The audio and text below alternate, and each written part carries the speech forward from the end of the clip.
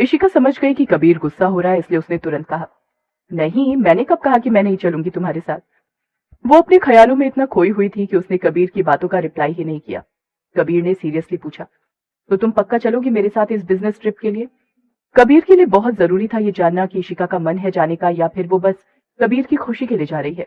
अगर इशिका का मन है कबीर के साथ जाने का, तो इसका मतलब हुआ कि उसके दिल में कबीर के लिए खास जगह है। इशिका ने सिर हिलाते हुए कहा, मेरा मन है तुम्हारे साथ चलने का। अक्षय नव्या को लेकर हॉस्पिटल गया उसका चेकअप करवाने के लिए। चेकअप के बाद डॉक्टर ने बताया कि अब नव्या बिल्कुल ठीक है और कोई चिंता वाली बात नहीं है। कुछ अंदरूनी चोट आई थी पर अब सब ठीक हो गया है। ये सुनकर अक्षय ने चैन की सांस ली। वो लोग डॉक्टर के चैम्बर से बाहर निकले। अक्षय ने नव्या का हाथ पकड़ा और प्यार से उसके फोरहेड पर किस किया। नव्या को समझ नहीं आया कि अचानक अक्षय को क्या हो गया और उसने कहा, क्या हुआ तुम्हें? अक्षय ने कुछ नहीं कहा।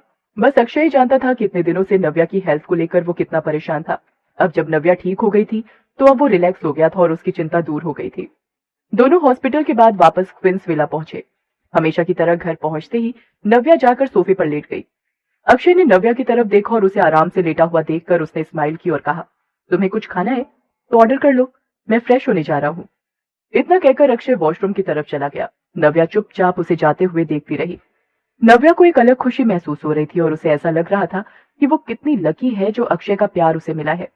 कुछ मिनट बाद अक्षय वॉशरूम से निकला और आकर नव्या के पास सोफे पर बैठ गया। अक्षय ने नव्या से कहा, तुमने कुछ ऑर्डर किया, क्या खाना है तुम्हें? नव्या ने कहा, मुझे समझ नहीं आ रहा, तुम्हें कुछ ऑर्डर कर दो। अक्षय ने कॉफी टेबल पर से टैबलेट उठाया और उसमें मेन्यू चेक करने लगा। कुछ देर तक टैबलेट में देखने के बाद उसने नव्या के लिए सब उसकी पसंद की चीजें ऑर्डर कर दी। अचानक नव्या को कुछ ख्याल आया। उसने एकदम से कहा, अरे हाँ, अनन्या। अनन्या कहाँ है? एक्सप्लोजन के टाइम वो वहीं थी, पर मुझे कुछ याद नहीं कि उसके बाद वो कहाँ है और कैसी है। मुझे अच्छे से याद है कि वरुण और अनन्या भी उस वक्त वहीं थे। उनकी तबीयत कैसी है? वरुण का नाम सुनते ही अक्षय नाराज हो गया और उसने कहा, तुम्हें वरुण की बहुत चिंता हो रही है? नव्या को समझ नहीं आया और उसने कहा, मैं बस पूछ रही थी, जहाँ एक्सप्लोजन हुआ था अनन्या उसके बहुत पास खड़ी थी। वो मुझसे भी ज्यादा पास थी बॉम्ब के, इसलिए बस मैं जानना चाहती थी कि वो ठीक है या नहीं। जब अक्षय ने सुना कि नव्या को अनन्या की ज्यादा चिंता थी वरुण की नहीं, तब जाकर वो थोड़ा नॉर्मल हुआ और उसे बेहतर लगने लगा। अनन्या की इंजरीज बहुत सीरियस है। जब तुम्हें डिस्चार्ज मिला उसके बाद भी अनन्या हॉस्पिटल में थी, पर अब वो इंग्लैंड में होगी। अक्षय ने बस कम वर्ड्स में बता दिया और ज्यादा डिटेल्स नहीं दी अनन्या को इस बारे में। इंग्लैंड? वो वहां ट्रीटमेंट के लिए गई है या? नव्या ने पूछा। अक्षय ने नव्या का हाथ अपने हाथ में लिया और उसकी आंखों में देखकर कहा, मैंने उसके लिए वहां जाने का सारा अरेंजमेंट कर दिया था। वैसे भी हम पहले उसे अमेरिका भेजना चाहते थे ना, पर फिर मैंने सोचा कि तुम्हारा घर भी अमेरिका में ही है, तो अच्छा होगा कि अनन्या किसी और कंट्री में जाए। इंजरीज अभी तक ठीक नहीं हुई है। मैंने अनन्या के पापा और बाकी लोगों से कहा है कि उसके उठने से पहले ही उसे वहां भेज देना चाहिए। मैंने वहां उसके लिए एक अच्छे मेंटल हॉस्पिटल के बारे में भी पता कर लिया है। अनन्या अब और भी ज्यादा खतरनाक हो गई थी और अब पहले वाली ट्रीटमेंट उस पर काम नहीं की जा सकती थी। उसे अब उस कंट्री में ही रहना होगा और वो बिना अक्षय की परमिशन के उस कंट्री से बाहर नहीं जा सकती है। ये सब बात करने के बाद नव्या को अनन्या का पागलपन याद आ गया और वो याद करके नव्या घबरा गई। अक्षय ने नव्या को धीरे से अपनी तरफ खींचा और उसका हाथ अपने दिल पर रख दिया। क्या तुम सुन सकती हो कि मेरा दिल क्या कह रहा है? अक्षय ने नव्या की आंखों में देखकर बहुत धीमी आवाज में कहा। अक्षय का दिल जोर से धड़क रहा था और नव्या उसके दिल की धड़कन को महसूस कर पा रही थी। उसकी धड़कनें काफी स्ट्रांग और स्टडी थी। ऐसा लग रहा था जैसे वो कुछ है। नव्या ने अपना सिर हिलाया। अक्षय के चेहरे पर बहुत ही जेंटल एक्सप्रेशंस थे और उसने कहा, इट्स सेइंग 3 वर्ड्स। क्या तुम गेस कर सकती हो क्या है वो 3 वर्ड्स? नव्या कुछ देर तक चुप रही। उसे समझ नहीं आ रहा था कि वो क्या कहे। उसने कहा, मुझे नहीं पता क्या है वो वर्ड्स। अक्षय ने स्माइल करते हुए कहा, अच्छा तुम गेस तो करो, आखिर क्या हो सकते हैं 3 वर्ड्स? नव्या का चेहरा धीरे धीरे गर्म होने लगा था। उसकी आंखों में शर्म थी। नव्या ने ऐसे प्रिटेंड किया जैसे उसे समझ में नहीं आ रहा था कि अक्षय क्या कहना चाहता है और उसने पलकें झपकाते हुए कहा, क्या है वो 3 वर्ड? तुम्हें सच में नहीं पता? अक्षय ने कहा। नव्या ने स्माइल करते हुए कहा, 3 वर्ड्स वाले कितने सारे फ्रेजेस हैं, जैसे आई एम सॉरी या फिर यू आर ब्यूटीफुल। ऐसे तो बहुत सारी पॉसिबिलिटीज हैं। दरअसल दोनों जानते थे कि वो 3 वर्ड्स क्या है, पर कोई भी पहले बोलना नहीं चाहता था। नव्या चाहती थी कि अक्षय कहे और अक्षय चाहता था कि नव्या पहल करे। अक्षय हंसने लगा। वो समझ गया था कि नव्या बहुत स्मार्ट हो गई है। अक्षय का प्लान उस पर ही उल्टा पड़ गया था। अक्षय नव्या के पास आया। उसका चेहरा नव्या के चेहरे के बिल्कुल पास था। नव्या को अक्षय की गर्म सांसें महसूस हो रही थी। अक्षय ने भारी आवाज में कहा, तुम अच्छे से जानती हो कि मैं क्या कहना चाहता हूँ। नव्या ने तुरंत कहा, मुझे नहीं पता। मैं तुम्हें कुछ ऑप्शंस देता हूँ, तुम गैस करो। अक्षय ने कहा। मेरा मूड नहीं है गैस करने। अभी नव्या बोल ही रही थी कि तभी उसका फोन बजने लगा। नव्या ने अपना फोन देखा। उसे स्क्रीन पर संजना का नाम दिखाई दिया। उसने झट से संजना का कॉल उठाया। तुम हॉस्पिटल गई थी ना, क्या कहा डॉक्टर ने? संजना ने तुरंत पूछा। डॉक्टर ने कहा कि सब ठीक है और अब कोई टेंशन वाली बात नहीं है, नव्या ने आराम से बताया। जैसे ही संजना ने यह सुना वो बहुत खुश हो गई और उसने कहा, थैंक गॉड नव्या, तुम ठीक हो अब। पता है हम सब बहुत परेशान थे और सबसे ज्यादा तो अक्षय को टेंशन थी तुम्हारी। सीरियसली नव्या, हम सब देख सकते हैं कि अक्षय तुमसे कितना प्यार करता है, पर तुमने तो बताया ही नहीं कि तुम क्या फील करती हो अक्षय के लिए। क्या तुम भी उससे इतना ही प्यार करती हो? संजना की बात सुनकर नव्या चुप हो गई और बिना कुछ कहे अक्षय की तरफ देखने लगी। अक्षय चुपचाप सोफे पर बैठा हुआ था और शायद अपने फोन में कुछ काम कर रहा था। ऑफ कोर्स, नव्या ने सीरियस होकर कहा।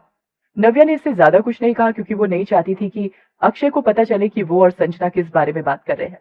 मैं जानती थी कि तुम भी अक्षय से उतना ही प्यार करती हो।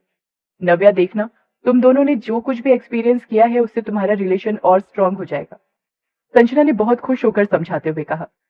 संजना दिल से नव्या और अक्षय को एक साथ देखना चाहती थी और वो हमेशा ही नव्या का अच्छा सोचती थी। संजना की बात सुनकर नव्या को लगा कि वो सही बोल रही है और नव्या के दिल में उलझने थी वो भी दूर हो गई। नव्या को रियलाइज हुआ कि अक्षय उससे कितना प्यार करता है। नव्या ने थोड़ी देर संजना से बात करने के बाद फोन रख दिया, पर उसके दिमाग में अभी भी संजना की कही हुई बात ही घूम रही थी। जैसे ही नव्या फोन रखकर अक्षय की तरफ फिर से मुड़ी, उसने देखा कि अक्षय उसकी तरफ ही देख रहा था और वो स्माइल कर रहा था। नव्या को लगा जैसे उसके पास कोई शब्द ही नहीं है अक्षय की उस स्माइल को डिस्क्राइब करने के लिए। वो बस इतना ही कह सकती थी कि अक्षय के स्माइल पर न जाने कितनी लड़कियां अपना दिल दे बैठेंगी।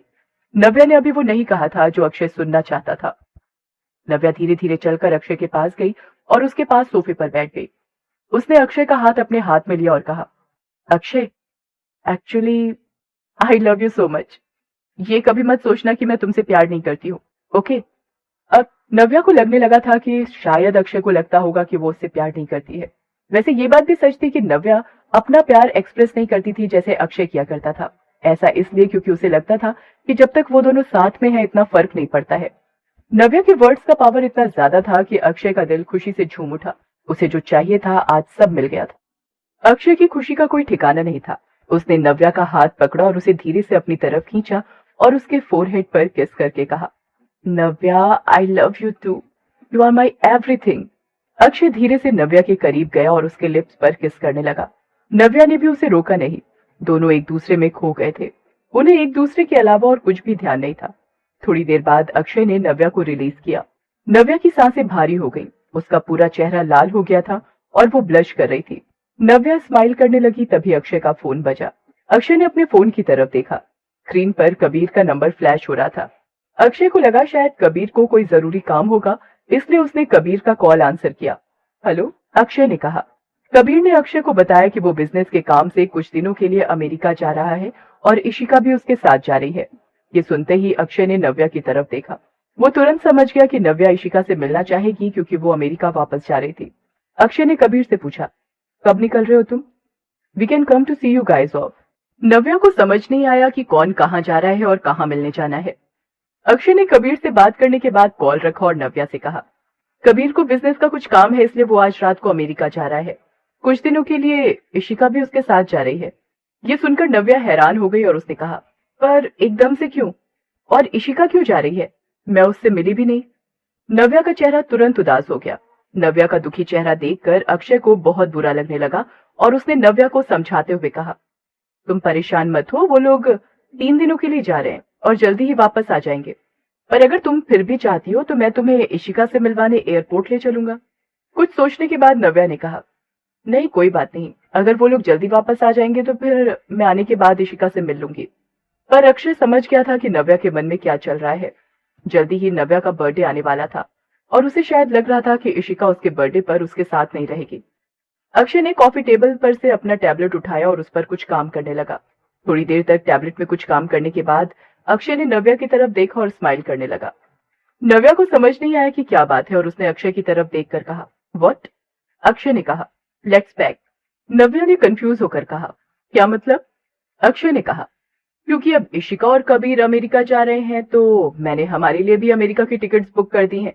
अब हम 2-3 दिन तुम्हारे घर रहेंगे। मैं चाहता हूँ कि बर्थडे तुम अपने पापा के साथ सेलिब्रेट करो। कबीर और ऋषिका भी वहीं होंगे तो हम सबके साथ बर्थडे सेलिब्रेट करके वापस आ जाएंगे। ये सुनकर नव्या हैरान हो गई। इतनी जल्दी अक्षय ने टिकट्स बुक भी कर दी और वो कैसे समझ गया कि उसके मन में क्या चल रहा था। नव्या बहुत खुश हो गई और उसने कहा, वाओ दैट इज ग्रेट। मैं संजना को कॉल करके बोलती हूँ कि वो और समीर भी हमारे साथ अमेरिका चले और फिर हम सब साथ में एंजॉय कर सकते हैं। जैसे ही उसने संजना को कॉल करने के लिए फोन उठाया, उसे अचानक से कुछ याद आया और उसने फोन वापस रखकर कहा, नहीं हम नहीं जा सकते हैं। अक्षय ने कहा, क्यों, क्या हुआ? नव्या ने कहा, मेरे पापा अमेरिका में नहीं है, वो काम से बाहर गए हुए हैं। कुछ देर सोचने के बाद नव्या के दिमाग में एक आइडिया आया और उसने बहुत एक्साइटेड होकर कहा, हमें अमेरिका जाने की जरूरत नहीं है, इस साल मैं अपना बर्थडे इंडिया में ही सेलिब्रेट करना चाहती हूँ। अक्षय समझ नहीं पाया कि अचानक से नव्या के दिमाग में क्या आइडिया आया है जिससे वो इतनी एक्साइटेड हो गई है। अक्षय ने कहा, पर क्या तुम अपनी फैमिली, अपने पापा के साथ बर्थडे सेलिब्रेट नहीं करना चाहती हो? नव्या ने स्माइल करते हुए कहा, आई वॉन्ट टू। नव्या ने आगे अक्षय से कहा, पापा बहुत दिनों से इंडिया आना चाहते थे। लास्ट टाइम जब मैं इंडिया आ रही थी तब वो भी मेरे साथ आने वाले थे, पर उन्हें कुछ अर्जेंट काम आ गया था और इसलिए वो नहीं आए। पर अब मेरा बर्थडे है और पापा को बर्थडे के लिए तो यहाँ आना ही पड़ेगा और वो कोई बहाना नहीं बना पाएंगे। ओह, तो नव्या ये प्लान सोचकर खुश हो रही थी। अक्षय ने नव्या से कहा, और तब तक ऋषिका और कबीर भी वापस आ जाएंगे। नव्या ने कहा, हाँ फिर हम सब साथ में सेलिब्रेट कर सकते हैं। अगले दिन नव्या कॉलेज नहीं गई थी। आज उसने घर पर ही रहकर आराम करने का डिसाइड किया था। नव्या को पास से ही बजिंग साउंड सुनाई दे रहे थे। नव्या ने अपना हाथ उठाया और ढूंढने लगी कि क्या रखा है वहां। तभी उसका हाथ उसके फोन पर पड़ा। हेलो। नव्या ने बिना आंखें खोले ही फोन आंसर किया और कहा, आर यू अवेक? फोन की दूसरी तरफ से अक्षय की आवाज सुनाई दी। अक्षय की आवाज सुनते ही नव्या के चेहरे पर स्माइल आ गई। नव्या की आंखें बंद थी और वो स्माइल कर रही थी। उठते ही सबसे पहले अक्षय की मैग्नेटिक आवाज सुनना सबसे बेस्ट चीज थी।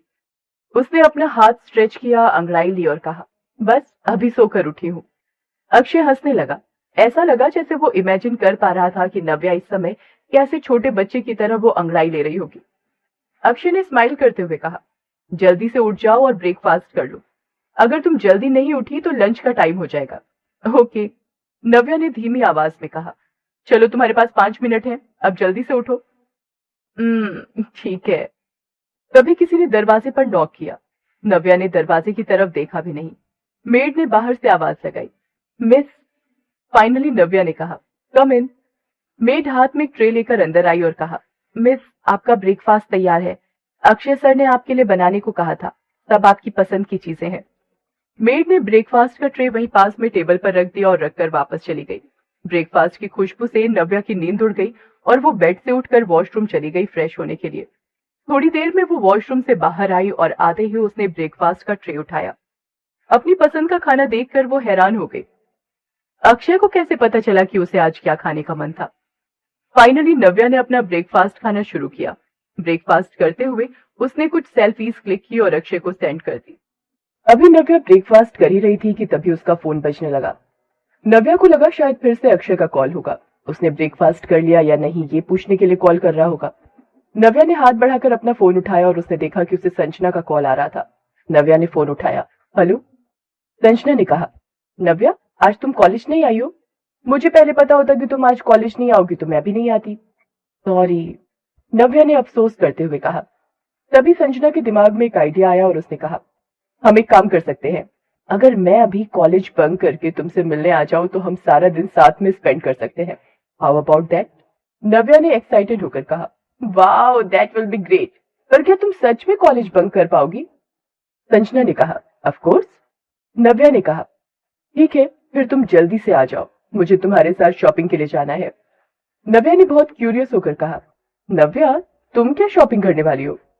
नव्या को लगा कि फोन पर बताना ठीक नहीं होगा, इसलिए उसने कहा, तुम आ जाओ फिर मैं मिलकर बताती हूँ। संजना ने कहा, ठीक है। नव्या मुझे थोड़ी भूख लगी है, प्लीज किसी से कहकर मेरे लिए कुछ खाने के लिए बनवा दो। Sure. Okay, see you soon, Sanjana ने कहा।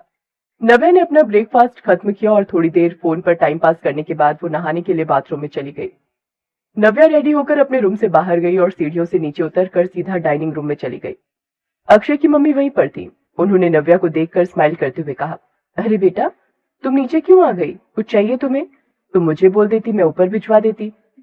नव्या ने आंटी से कहा, नहीं आंटी, मुझे कुछ नहीं चाहिए। वो संजना आने वाली है यहाँ, हम दोनों बाहर जा रहे हैं शॉपिंग के लिए, तो उसके लिए कुछ ब्रेकफास्ट बनाना है। आंटी ने तुरंत कहा, ये तो बहुत अच्छी बात है। अच्छा है, तुम दोनों जाओ और अच्छे से घूम कर आओ। मैं अभी किचन में किसी को बोलकर संजना के लिए ब्रेकफास्ट बनवा देती हूँ। थैंक यू आंटी, नव्या ने कहा। संजना जल्दी ही वहां पहुंच गई। उसने आते ही नव्या को हक किया और नव्या उसे लेकर डाइनिंग रूम में चली गई। संजना आंटी ने जैसे ही संजना को देखा, वो खुशी से उसकी तरफ आई और उसे गले लगाकर कहा, संजना आओ, देखो मैंने तुम्हारे लिए क्या क्या बनाया है। संजना आंटी के साथ डाइनिंग टेबल के पास गई। उसे वहां बहुत अच्छी खाने की खुशबू आ रही थी। नव्या और संजना दोनों डाइनिंग टेबल पर बैठ गई। आंटी ने कहा, तुम दोनों बैठकर बातें करो, मुझे थोड़ा काम है। संजना ने तुरंत खाना शुरू कर दिया क्योंकि उसे बहुत जोरों से भूख लगी थी। खाना खत्म होने के बाद दोनों वहां से बाहर निकले। संजना ने नव्या से पूछा, नव्या अब बताओ क्या खरीदना है तुम्हें। नव्या ने इधर उधर देखा कि कोई सुन तो नहीं रहा है, और फिर उसने संजना के कान के पास जाकर धीमी आवाज में कुछ कहा। नव्या की बात सुनकर संजना की आंखें बड़ी हो गईं और उसने कहा, तुम सेक्सी कपड़े खरीदना चाहती हो और वो भी लिंगरी। इससे पहले कि संजना आगे कुछ कहती, नव्या ने उसके मुंह पर जल्दी से हाथ रख दिया ताकि कोई उसकी बात सुन न ले। नव्या ने तुरंत शर्माते हुए कहा, नहीं मैंने कब ऐसा कहा। उसे बस इसी बात का डर था कि अगर किसी हेल्पर ने सुन लिया तो सबको पता चल जाएगा, पर किस्मत अच्छी थी कि वहां कोई था नहीं। संजना ने नव्या को चिढ़ाते हुए कहा, तुमने ही कहा कि तुम कुछ हॉट खरीदना चाहती हो, तो फिर अगर वो नहीं खरीदना है तो तुम्हें और क्या खरीदना है। नव्या ने हिचकिचाते हुए कहा, मेरा मतलब ऐसा ही कुछ खरीदना है। संजना हंसने लगी और उसने कहा, वैसे अचानक तुम ऐसा कुछ क्यों खरीदना चाहती हो। क्या तुम अक्षय के साथ वो सब करने के बारे में तो नहीं सोच रही हो ना। नव्या के इंटेंशन संजना के सामने एक्सपोज हो गए थे। मतलब मैं सही सोच रही थी, है ना। संजना ने नव्या की तरफ पॉइंट करते हुए कहा। तभी ड्राइवर कार लेकर आ गया। नव्या ने जल्दी से संजना को चुप करवाया और उसे कोहनी मारकर इशारा किया कि वो कुछ न कहे। नव्या चाहती थी कि ये बात सीक्रेट रहे। अगर अक्षय को इस बारे में पता चल गया तो फिर नव्या का सरप्राइज खराब हो जाएगा। संजना ने कहा, क्या कर रही हो तुम, इसमें इतना शर्माने वाली क्या बात है। नव्या ने उसे घूर कर देखा और कहा, हम इस बारे में बाद में बात करेंगे।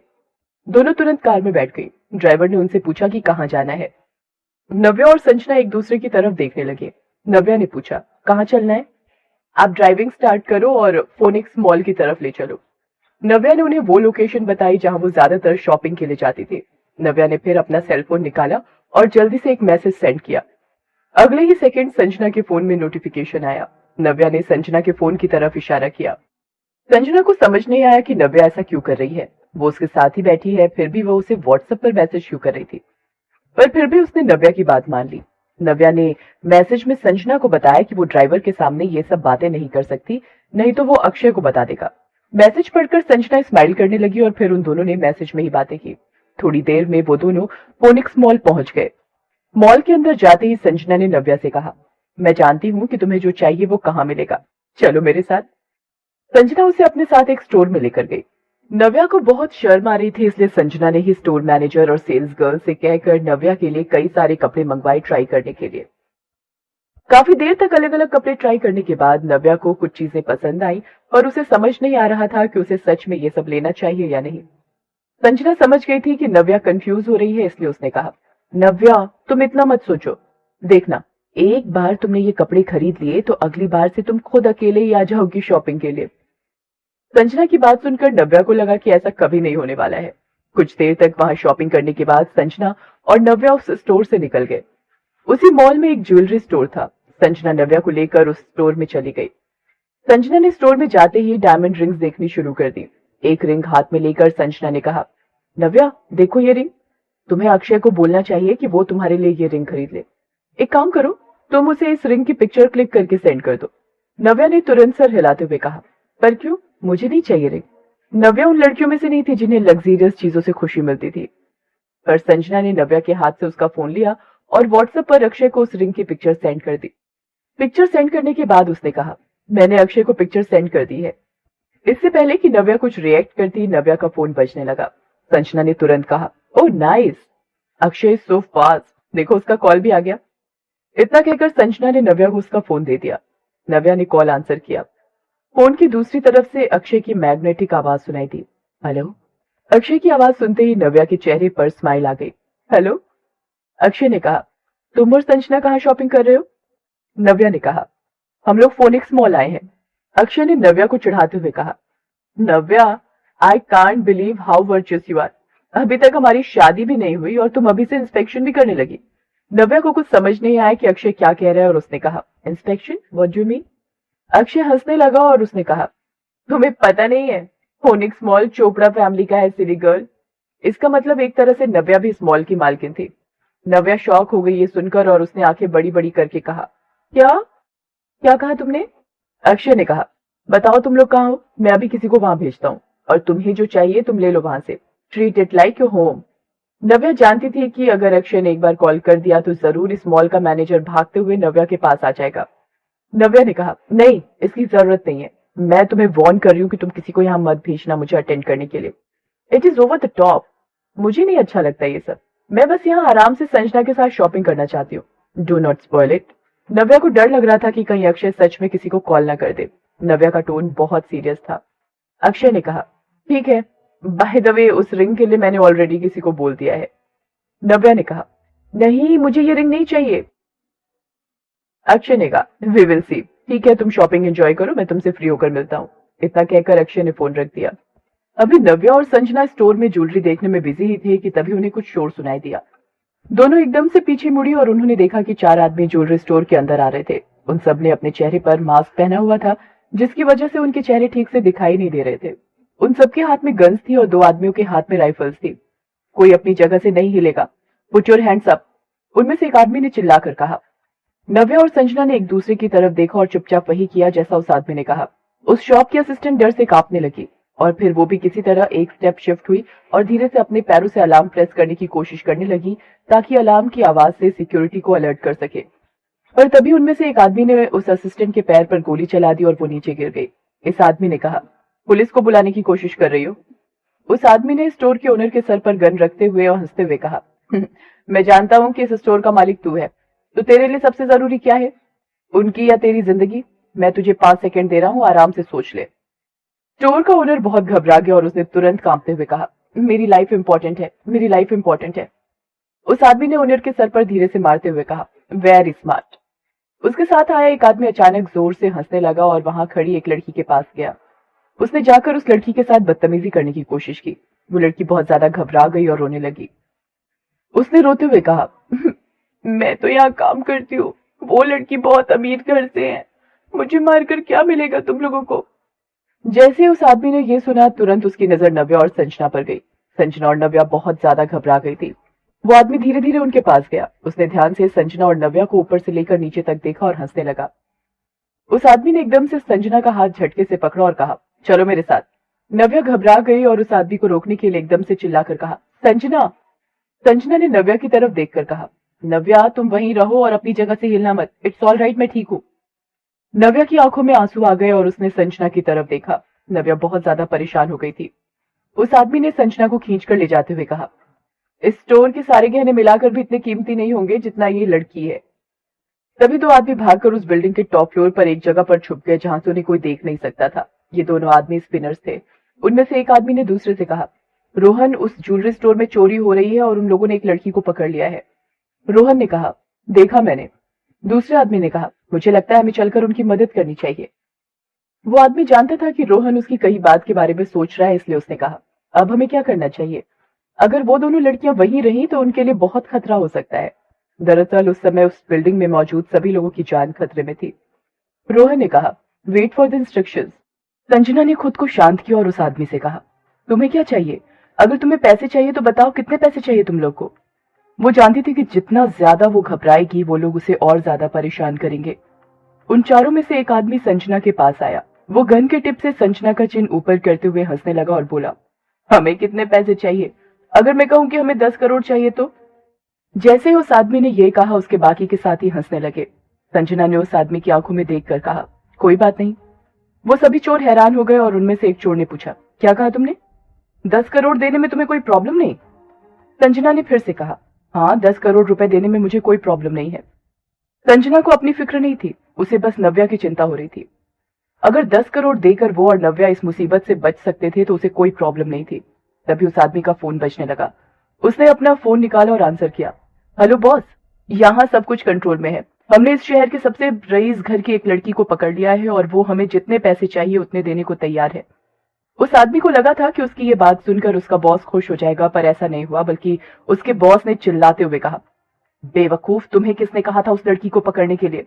तुम्हें पता भी है हम कितनी बड़ी मुसीबत में फंस सकते हैं। पर बॉस, अब अपना मुंह बंद रखो, मुझे ही कुछ करना होगा। जब तक मैं वहां नहीं आता किसी को जाने मत देना, उसके बॉस ने कहा और फिर कॉल कट कर दिया। थोड़ी देर में उनका बॉस भी वहां आ गया।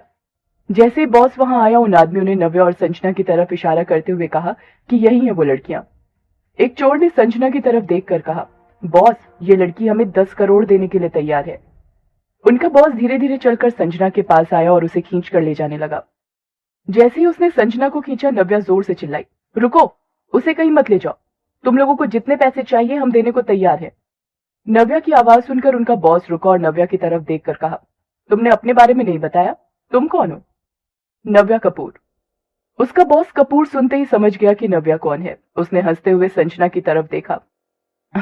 अब हमें इसकी जरूरत नहीं है। उसने संजना का हाथ छोड़ दिया और नव्या को पकड़ लिया। जैसे ही संजना ने देखा कि वो लोग नव्या को ले जा रहे हैं, वो बहुत घबरा गई। वो तुरंत भागकर उनके पास गई और बोली, प्लीज इसे छोड़ दो। संजना को समझ नहीं आ रहा था कि वो क्या करे और उसने पैनिक करते हुए कहा, तुम्हें नहीं पता कि तुम कितनी बड़ी गलती कर रहे हो। मैं तुम्हें बता रही हूँ, उसे हाथ भी मत लगाना। अगर उसे कुछ हो गया तो तुम लोगों को अंदाजा भी नहीं है कि तुम्हारे साथ क्या होगा। सुना तुम लोगों ने? संजना की बात सुनकर सभी आदमी नव्या की तरफ देखने लगे। तभी उनका बॉस सिकंदर भाई हंसने लगा। उसने नव्या की तरफ देखकर कहा, पैसे से ज्यादा कीमती है ये। इतना कहकर वो नव्या को जबरदस्ती खींचकर वहां से ले गया। नव्या! संजना जोर से चिल्लाई और उनके पीछे भागी, पर उन आदमियों ने संजना को पकड़ लिया और नव्या के पीछे नहीं जाने दिया। बिल्डिंग के ऊपर वाले फ्लोर पर छिपे हुए स्नाइपर ने अपने राइफल को नीचे रख दिया। उसने रोहन की तरफ देखकर कहा, सिकंदर उस लड़की को अपने साथ ले गया है। पर रोहन के एक्सप्रेशन अभी भी बिल्कुल चेंज नहीं हुए। वो स्नाइपर बहुत निराश हो गया। उसे लगा शायद वो रोहन को ठीक से समझ ही नहीं पाया और रोहन के मन में उन लड़कियों के लिए कोई फीलिंग्स ही नहीं थी। रोहन ने अपने बायनोकुलर्स नीचे रखे और कहा, लोगों को कंट्रोल करने के लिए सिकंदर का फेवरेट मेथड है ड्रग्स। तुम्हें क्या लगता है, उसे वो लड़की पसंद आ गई है क्या? अगर ऐसा हुआ फिर तो बहुत बुरा हो सकता है। स्नाइपर ने कहा, मुझे लगता है लड़की को ये लोग लेकर यहाँ से जाने वाले हैं। बिल्डिंग के आसपास हेलीकॉप्टर घूम रहा है। रोहन ने कहा, वो लोग लड़की को हेलीकॉप्टर से लेकर जा रहे हैं, लेट्स गो अप। स्नाइपर ने कहा, ओके। वो दोनों धीरे धीरे दीवार के सहारे ऊपर चढ़ने लगे। क्या उन्हें इतना बड़ा रिस्क लेने की जरूरत थी? वो लोग 11th फ्लोर पर थे और अगर वो यहां से गिर गए तो शायद ही वो जिंदा बचेंगे। उन्हें जल्दी से बिल्डिंग के टॉप पर पहुंचना था। उन दोनों के स्काउटिंग स्किल्स इतने अच्छे थे कि जल्द ही उन्हें एक सही स्नाइपिंग पोजीशन मिल गई थी। स्नाइपर को एकदम से ध्यान आया कि उसे उनके मूवमेंट्स उनके कप्तान को रिपोर्ट करने हैं। उसने राहत की सांस ली और रोहन से कहा, द कैप्टन गिव ओके, जैसे ही मैं उन्हें देखूंगा मैं उन्हें शूट कर दूंगा। रोहन ने कहा, ओके। स्नाइपर ने कहा, पर हमारे पास बैकअप नहीं है, अब हम दोनों को ही कुछ करना होगा।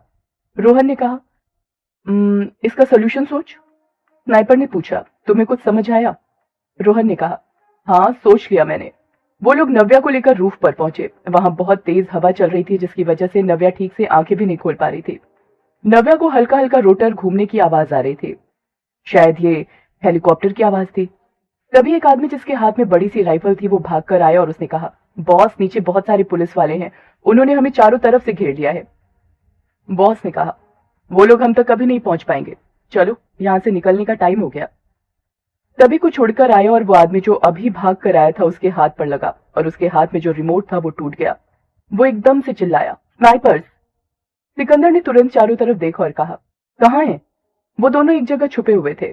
स्नाइपर ने बस राइफल से फायर किया और वो बहुत ही क्लीन शॉट था। उसने रोहन की तरफ देखकर कहा, तुमने तो कहा था कि लीडर को पहले मारना है। उसी दौरान एक ब्लैक स्पोर्ट्स कार बहुत स्पीड से फोनिक्स मॉल की तरफ आई और पुलिस वालों के सामने आकर रुक गई।